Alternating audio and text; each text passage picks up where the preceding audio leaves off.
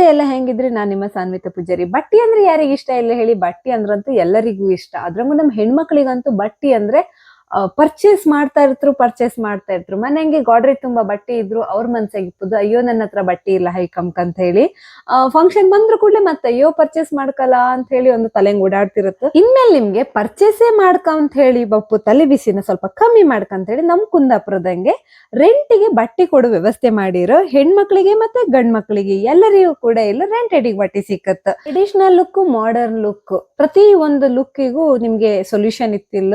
ಪ್ರತಿ ಒಂದ್ ತರದ್ದು ಬಟ್ಟೆ ನಿಮ್ಗೆ ಇಲ್ಲಿ ಸಿಕ್ಕುತ್ತ.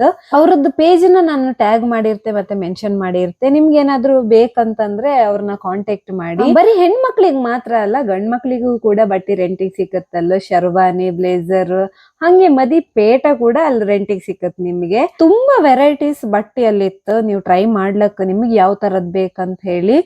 ಟ್ರೆಡಿಷನಲ್ ಲುಕ್ ಇತ್ತು, ಮಾಡರ್ನ್ ಲುಕ್ ಇತ್ತು, ಹಂಗೆ ಬ್ರೈಡಲ್ ಡ್ರೆಸ್ ಕೂಡ ಅವೈಲೇಬಲ್ ಇತ್ತಲ್ಲ. ನಾನಿವತ್ತು ಓಣಂ ಸ್ಪೆಷಲ್ ಆಗಿ ಟ್ರೈ ಮಾಡಿದೆ. ಓಣಂ ಡ್ರೆಸ್ ನ ಸಖತ್ ಆಯ್ತು, ನೀವು ಟ್ರೈ ಮಾಡಿ. ಯಾಕ ಅವ್ರದ್ದೇ ಫೋಟೋಗ್ರಫಿ ಕೂಡ ಅವೈಲೇಬಲ್ ಇತ್ತು.